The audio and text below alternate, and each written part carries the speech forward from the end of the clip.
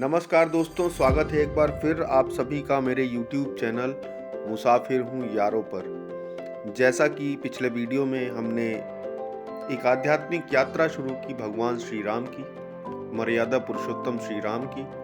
उनके चरण कमल जिन जिन स्थानों पर पड़े, हम उन स्थानों से होते हुए वापस उनकी जन्मस्थली अयोध्या पहुंचेंगे। इसी क्रम में आज हम हैं श्रृंगवेरपुर धाम में। श्रृंगवेरपुर प्रयागराज के आसपास के प्रमुख भ्रमण स्थलों में से एक है। यह जगह प्रयागराज से 40 किलोमीटर दूर स्थित है।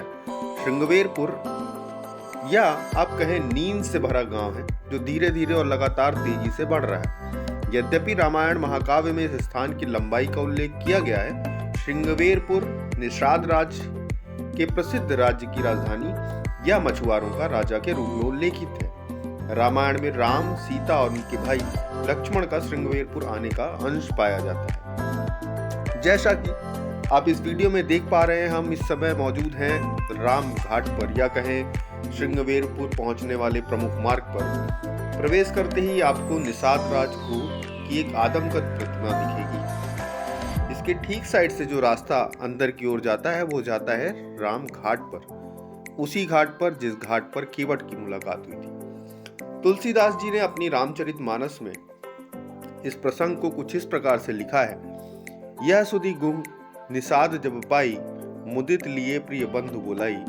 लिए फल मूल भेंट भरी भारा, मिलन चलेऊ ये तरसु अपारा। जब निषाद राज गुह ने यह खबर पाई कि भगवान श्री राम, भैया लक्ष्मण और माता सीता जंगल की तरफ जा रहे हैं, तो उन्होंने ये आनंदित खबर पाने के बाद अपने प्रियजनों को, भाई बंधुओं को बुलाया और भेंट देने के लिए फल मूल लेकर उन्हें भारों में भरकर मिलने के लिए वो भगवान राम तक। भगवान राम निषाद राज गुह को अपना अनन्य मित्र समझते हैं। उनके स्वागत से अभिभोर होकर एक रात उन्होंने श्रृंगवेरपुर में बिताई।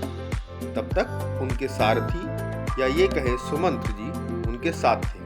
इस वीडियो में आप देख पा रहे हैं, हम जा रहे हैं राम घाट की तरफ, जिस घाट पर केवट से उनकी मुलाकात हुई और वो कौशल देश की जनपद की सीमा को पार कर चित्रकूट की तरफ जाना चाहते हैं। भगवान तुलसीदास जी ने लिखा, मांगी नाव न केवट आना, कहाई तुम्हार मरमु मैं जाना। चरण कमल रज कहूँ सब कहाई, मानुष करनी मूर्ख कछुआई। इस प्रसंग में तुलसीदास जी ये बताते हैं कि केवट, जो कि भगवान राम से कहते हैं कि भगवान राम ने जब केवट से अपने लिए नाव मंगवाई, पर वो लाते नहीं है। वो कहने लगते, मैंने आपका मर्म जान लिया है। तुम्हारे चरण कमलों की धूल के लिए सब लोग कहते हैं कि वो मनुष्य बना देने वाली कोई जड़ी है। आदरणीय पूज्य राजन जी, जो कि एक कथावाचक है रामायण के या रामचरितमानस के, उनके कथनों के अनुसार जब लक्ष्मण जी ये प्रसंग सुनते हैं तो आश्चर्यचकित हो जाते हैं कि शेषनाग के अवतार के रूप में जब भगवान राम भगवान विष्णु बनकर मेरे ऊपर विराजमान हैं या सोते हैं या रहते हैं, उनके मर्म को मैं नहीं जान पाया। उनका भाई होके मैं उनका मर्म नहीं जान पाया, और ये केवट कहता है कि भगवान मैं आपका मर्म जानता हूँ। यह आश्चर्यचकित करने वाली बात है। आगे केवट उनसे कहते हैं, छुअत शिला भई नारी सुहाई, पाहन ते न काठ कठिनाई। तरन्यु मुनि धरनी हुई जाई, बाट परे मुहि नाव उड़ाई। जिनके छूते ही पत्थर की शिला सुंदरी स्त्री हो जाती हो, मेरी नाव तो काठ की है, और काठ पत्थर से कठोर तो होता नहीं। मेरी नाव भी मुनि की स्त्री हो जाएगी और इस प्रकार मेरी नाव उड़ जाएगी, तो मैं तो लुट जाऊंगा प्रभु। हाँ, मैं बिना आपके पैर पखारे बिना यहाँ से आपको नदी के उस पार नहीं ले जा सकता, चाहे उसके लिए आप मुझे जो करें। तब आगे के कथा के प्रसंग में भगवान राम उनको ये अनुमति देते हैं कि वो उनके चरणों को जल से पखारें, और उसके बाद वो गंगा नदी को पार करके श्रृंगवेरपुर में गंगा नदी को पार करके चित्रकूट की तरफ प्रवेश करें। और आगे ये कथा अपने अगले चरण, या जिसे हम कहें वाकई भगवान राम कहाँ पहुँचते हैं, अपने कर्मस्थली चित्रकूट। जैसा कि आप इस वीडियो में भी देख पा रहे हैं, हम इस समय मौजूद हैं श्रृंगवेरपुर धाम में निषाद राज गुह के किले में। कथनानुसार ये किला निषाद राजगुरु का है, जिन्होंने अपने जीवन काल में भगवान राम से अनन्य भक्ति के बाद लगातार उनके साथ जुड़े रहे, उनका जुड़ाव रहा। यहाँ तक कि निषाद राजगुरु जब भगवान राम अपने 14 वर्षों के वनवास के बाद वापस आते हैं तो उनके साथ अयोध्या तक भी जाते हैं। दोस्तों, आज की ये कथा श्रृंगवेरपुर तक ही।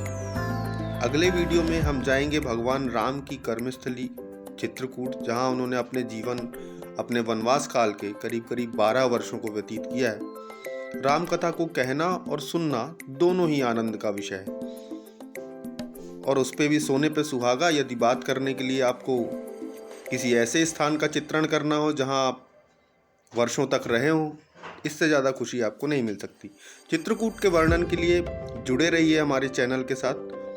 हम चलेंगे भगवान श्री राम की कर्मस्थली चित्रकूट धाम, जहां मर्यादा पुरुषोत्तम एक अलग ही रूप में, एक अलग ही चरित्र में आपको दिखाई देंगे। अभी आपने देखा हम थे श्रृंगवेरपुर धाम में रामायण एक यात्रा के इस पूरे प्रसंग में। जैसा कि हमने आपको कहा, हमारी बहुत छोटी सी एक कोशिश है भगवान राम से जुड़े हुए उनके सभी स्थलों को, जहाँ जहाँ भगवान ने अपने चरणों को रखा है, उसी क्रम में आज हम थे श्रृंगवेरपुर में। अगले वीडियो में आपसे मुलाकात होगी चित्रकूट धाम में। तब तक के लिए आप सभी का बहुत बहुत शुक्रिया। कृपया मेरे वीडियो को आखिरी तक देखें, लाइक करें, सब्सक्राइब करें, शेयर जरूर करें। मिलते हैं चित्रकूट धाम में रामायण एक यात्रा के अगले प्रसंग में। तब तक के लिए आप सभी को जय श्री राम।